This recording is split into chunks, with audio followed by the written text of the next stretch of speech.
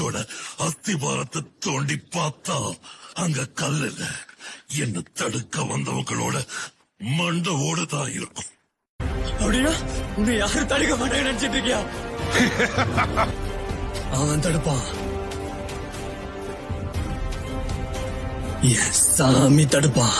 கேள்விப்பட்டிருக்கேன். மைட் காய் டாய்ஜுட்சுல பெரிய மாஸ்டர். அவனை குறைச்சி எடை போடக்கூடாது.